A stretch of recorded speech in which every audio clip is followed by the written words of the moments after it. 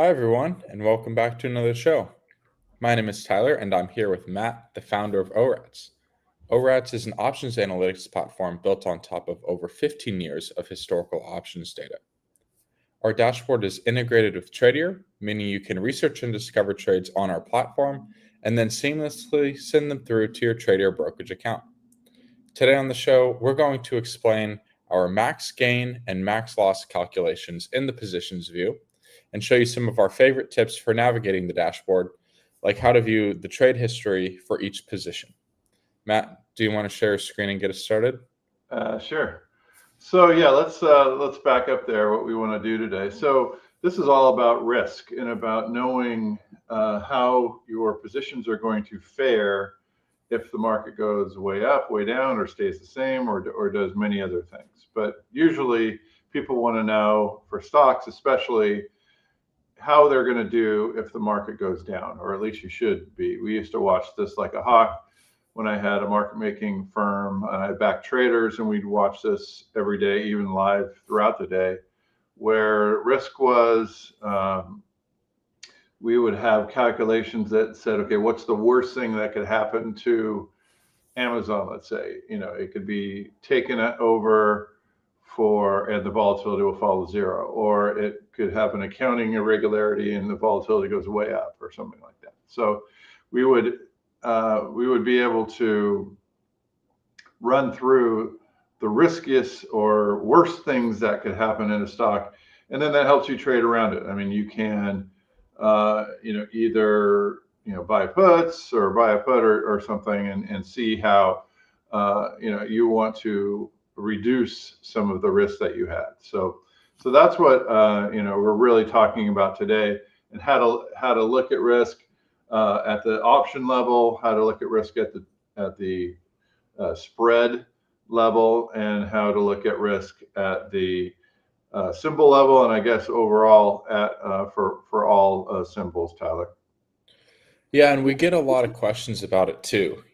I think there is a lot that kind of goes into this max gain and loss calculation, and a lot of people look at it in different ways. So it's going to be nice to have some clarity on the matter and how we look at it at ORATS. You obviously have a lot of experience, like you said, so I'm excited to learn a little bit more about it.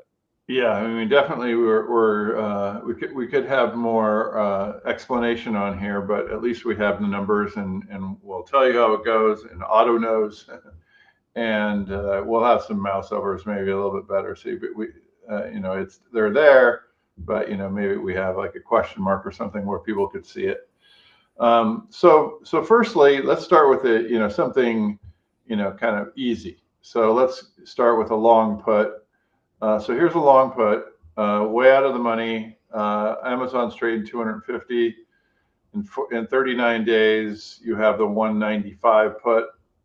You could see on this graph potentially that it's quite out of the money. So let's talk about what this graph is showing.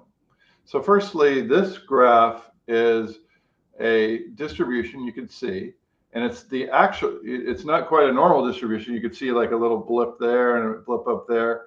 This is an actual distribution of Amazon moves over 40 days, looking at historically back to 2007 and doing some slight adjustments for how much volatility was in the market back then. So that 40 days, that's from the position, right? So if 39 days. If you were looking at a position that had a week expiration, then it would be a week distribution. Yeah. So let's just look at that example that you just made just there. So let me go to a position where I have, for example, different. I don't want to do that. Where I have different expirations. So okay. So here's a put in SPY at 232 days. So at 232 days, the lowest calculation that we do is with the SPY going down from 680 to 420. So 260 points down, that over 232 calendar days. Okay, so that's that's a 3 standard deviation move for that particular day period, right? So, but if we look at, so remember that 420. So if we look at, 11 days out, so here's a put that the lowest is 612. So you could tell that we're looking at a standard deviation based on the implied volatility right now in order to draw this graph. So does that answer your question, Tyler? Yeah. Okay, good. So that's how we draw the graph. So so now you could already know. Oh shoot, there are different risk profiles for different days to expiration. So we need to factor that in. So anyway, let's go back to our example here. So now we've looked at risk from an option level. So let's look at risk from a spread level. Okay, so in a spread, you generally have two or more options. Often they are offsetting risk. So in this case, I never like to be short units. I never like to be short a call or short a put. And so this is a short put spread. So we're selling a 220 with the stock at 248 put, and we're buying that 195 that we talked about before. So you may know immediately that caps your risk. So 220 minus 195 is $25 is the most you could lose, but you also get credit for buying it. So right now in the market, the value of the short put spread is $1.25. And so the most you could lose is not 2,500, it's 2,500 minus the 125 or $2,375. So that's the worst you could do on this position at expiration if it goes all the way through both strikes, or at least finishes at 195 or below. And you can see that in this payoff diagram here. Anything under 195, you've experienced max loss. Are you okay so far, Tyler? Right. So then why is that different from what we see when you uh, in the row above? And then also, is there a way to get to that number from the legs below it? Like, are we adding it up or subtracting it? How are all those numbers there related? Yeah, that's a good question. So yeah, what makes it difficult is it's not additive, which is to say, when we say what the max loss or the max gain is for any one option, that's 3 standard deviations either way. Actually, I suppose that you could add the max loss with the max gain, but that doesn't always work. So 4,100 minus 1,700 is about negative 2,400. So that's you could do it that way, and I suppose also 167 minus 45 is the 122 max gain. So it works in this case. It doesn't work in every case. So it's not always additive up. But does that answer your question? Right. So the individual legs are a 3 standard deviation move based on the DTE of that leg. So that's why you see kind of such a high number there. Right. So you can see like at the bottom here, right? It's right. continuing to go. Like it's right. theoretically infinite or zero. Like if the stock goes to zero, you've lost, $220,000 or $22,000. But right. But you have again limited at your risk right at the 195 to that 2,300, and you can see it reflected on the graph here. Right. That makes sense. Okay, good. So what about that top row? Yeah. So we know that, right? Mm-hmm. So now you say, okay, well,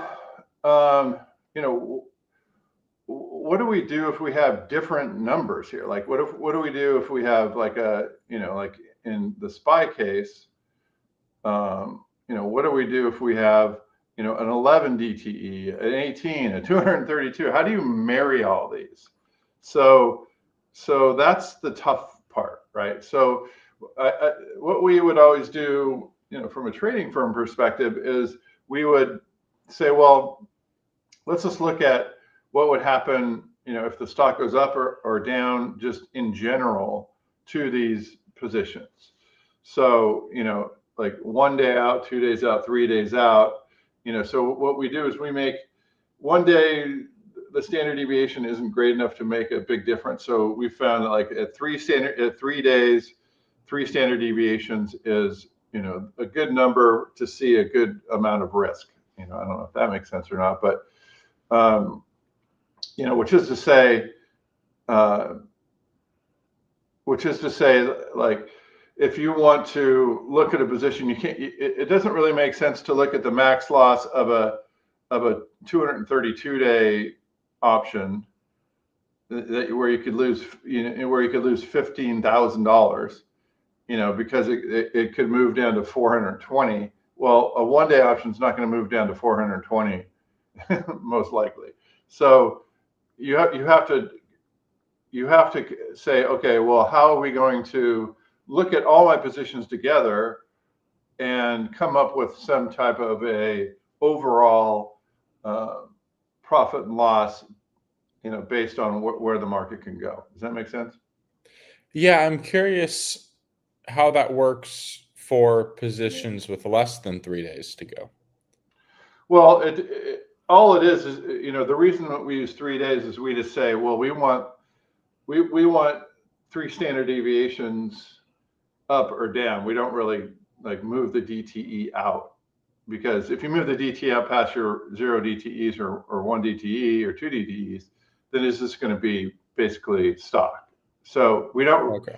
We just use the 3-day standard deviation in order to calculate what where the stock could most likely move within 99% of the time. That's just a kind of a normal distribution type calculation, but triple the day. So we've given ourselves, we want to protect from catastrophic risk. There are a lot of 5 standard deviation moves that, if you move a 1 day option out 3-day over a 3-day standard deviation range, 3 standard deviation range, that gets to be like 5 standard deviations. So you get what it just widens the amount of movement that you could model in this over time. Does that make sense? Yeah. Okay. So then what we do is we say, okay, well, now we have, rule. Like, so, when you pull up, a strategy, you could see, that there's a gray line there.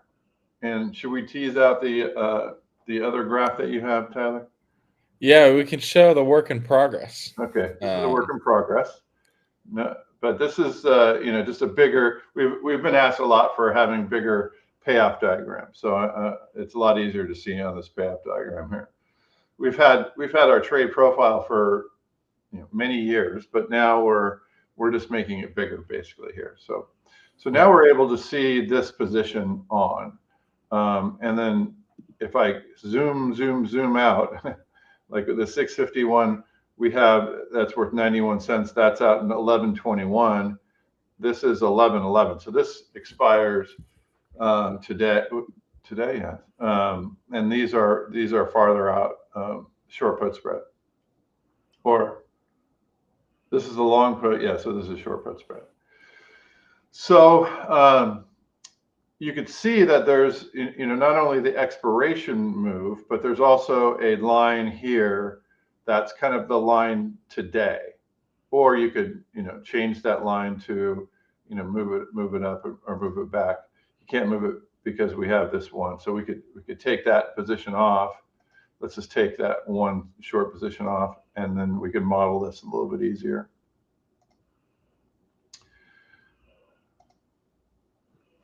So here's what the position looks like without that long 0 DTE or 1 DTE as we call it position. So it's just a short. It's a short put spread. We want the stock to finish up here, so we're slightly long. So you could see I could add a Greek overlay. I could add delta, and then if I mouse over here, my delta's 0.14. My delta is 14, meaning we're long delta. So we want it to go up. Clearly, we don't want it to go down here where we could lose money. So we're long delta, but we also have 11/21. So we have 10 days for this. So we have 10 days until we get this kind of green and red line here. But today we have this kind of gray theoretical line that's going through right here. So this gray today what's the value, and then we can adjust. So we can move that. Like you could see it moving like the day before expiration. It gets more and more. The purple line, which is the gray line, today's profit and loss. The purple line is how many days you're sliding it out, and it gets closer and closer to the expiration line as you move towards this expiration here. Does that make sense, Tyler? Yeah, I really like this IV term structure mini graph in the top right. It kind of it makes it intuitive. That slider on the x-axis, the theoretical value, it kind of makes it intuitive. Yeah. So as you get closer, you could see this purple line moving towards that line over here. Very cool. Yeah, so that's what happens to this line. So what we can do, just if you have a bunch of different positions, you could take this kind of gray line for every position and say where the profit and loss is going to be, for not only your SPY positions, but for you could kind of theoretically use it for any position, because we have this distribution, this standard deviation distribution for every stock that you could theoretically overlay against each other and be able to see your overall risk position. And that's what we're kind of teasing out, that we'll have, in the coming weeks or months here, the ability to really see your overall position, because sometimes you don't know. Like you're looking, like I have all these positions. This is my paper trading account, but I have all these positions on, and I could see my max gain and max loss. This is actually pretty good. You could kind of see that. Okay, I'm long game. So I have some protection on the downside here. We'll talk about that in a second. And then so I have some losses over here.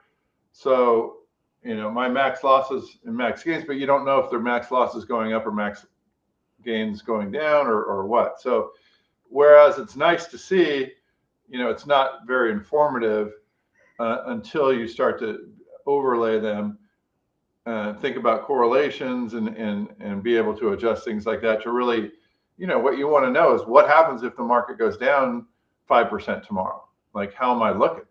And 5% what? Like in terms of SPY. So if SPY goes down 5, Meta is probably going to go down more percent. So, for example, we in that case we have Meta, we have that distribution. So that distribution kind of normalizes things. I know that's pretty theoretical, but what we're trying to do is make it easy to see something technically complex and trying to simplify that complexity. Does that make sense, Tyler? Yeah, I mean it's a tough thing to do because there's so many ways you can look at risk. We're choosing to do the 3-day 3 standard deviation move, but yeah, there's a lot of things you could do, and there's a lot of positions to look at. So I think we do it a good way, and the new risk profile tab is going to really help visualize that kind of stuff better. Right. And it looks a little bit funny here, but but eventually when we get to being able to adjust all of the positions and get them all on one graph and look at them, it's going to be a lot more intuitive. But kind of the reason that we have so much curvature here is this one put. So if we took out that one put from the positions, that's going to change things quite a bit. So if we take that's this one. So if we take that out, because if I want to know what I'm looking like tomorrow, right? And not just today. It looks a lot different. Now I have some Yeah.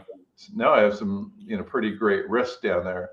So like those are the types of things that you want to look at when you're looking at your positions. Like, oh shoot, like, wait, I could lose 3 grand, with a big move past the standard deviations, right? So we could see 3 standard deviations.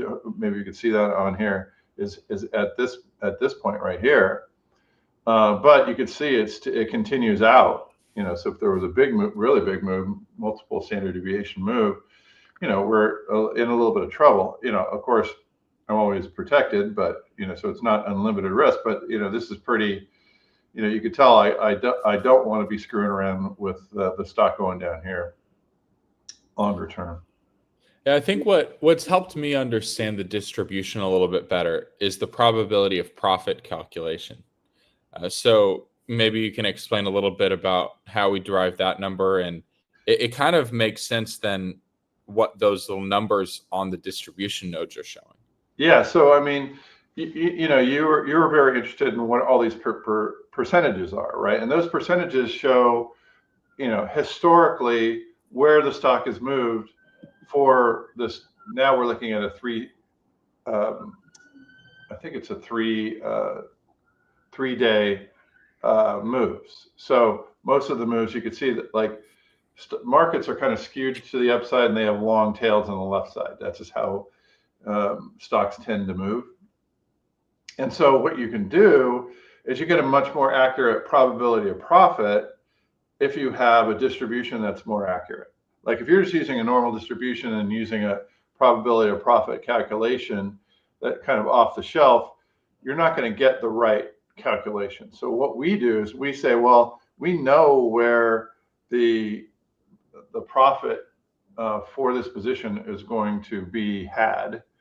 Now we just need to do an expected return calculation by multiplying 4% times whatever that is, whatever the profit is, 6%, or actually, I guess in probability of profit, that's an expected return that I was talking about. But probability of profit is just counting the percentages that are green versus the percentages that are red. They both add up to 100%. But so, probability of profit in this case actually looks pretty, it's pretty high because most of the distribution is in the green. But the expected return might be a little bit different of a story because there's such the magnitude of the negative is bigger. Does that make sense, Tyler? Yeah, sometimes it surprises me that theoretical value, that gray line that we're looking at, is kind of so low because of that high probability of profit. Like if you just go slightly to the left of where we're at today, it starts to dip into the negative. Why is that? Well, you're not going to make money on this position until time moves on. What you don't want is movement before time. And that's what the black line is showing.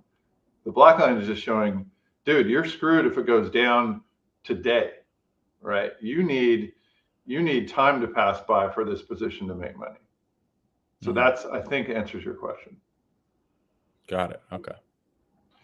And then, but that's things that you can learn from this, and when you're able to overlay, your entire positions from 230 days to 11 days, you could kind of get a picture of what you're kind of rooting for and your position, I know, but like this is way down, at 610 is my, is where things don't go well.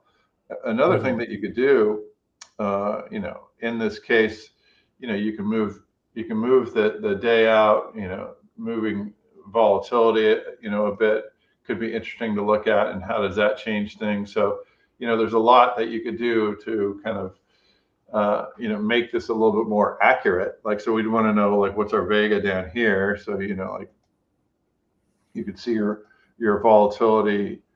So we have some Vega as it goes down. So that's going to help us offset the negative, because as stocks go down, volatility goes up, and we have Vega. So that's kind of good for us. It really is a cool way to visualize where your risk is at. It's going to get even better when we overlay multiple positions on there. So people are going to say, where is this? I want it. It's coming out. We're working on it. We're just teasing it out right now. And why don't you leave in the comments if you want to see this, if you want to see anything different on this, or what you use to visualize your risk and what you think is important. And did we miss anything today in the discussion? Yeah, thanks, Matt. That it's exciting stuff, and risk is complicated. So, we want to serve you guys the best we can. Matt's got a lot of experience in risk, so we think we're doing the right thing. But definitely, if you guys have any feedback, let us know. Yeah, and it just shows like tomorrow, right? Like after I have a long put that's here that's kind of protecting this position. I'm going to not have that, right? So like in our current risk, we see, a positive. We don't see any negatives, what we call slides. So if we go back to the positions,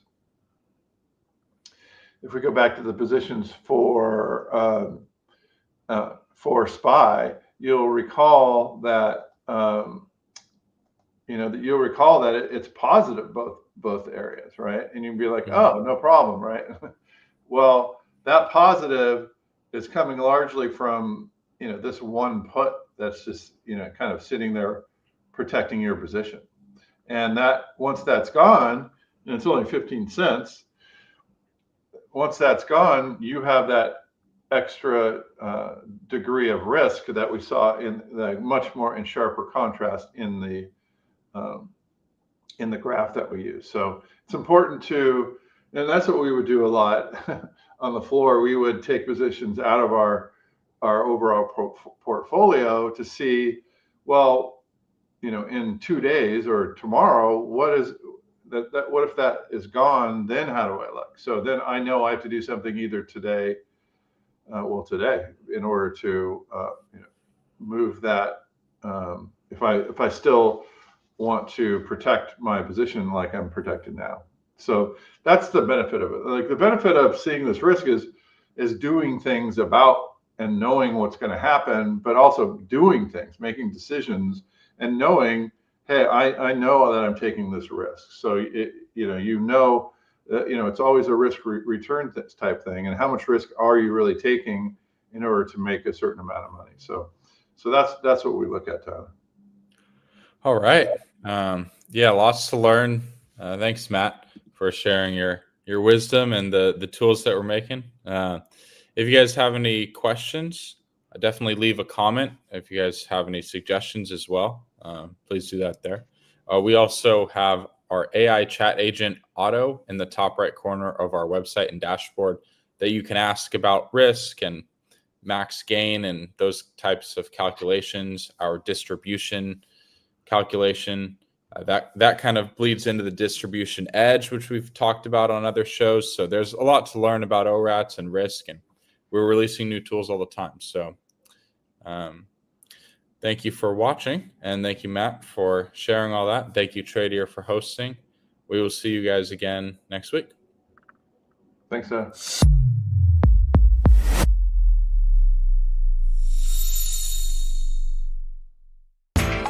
You know how the financial world goes. Here comes the buzzkill. Please make sure to take some time to read this boring disclaimer. We will owe you one.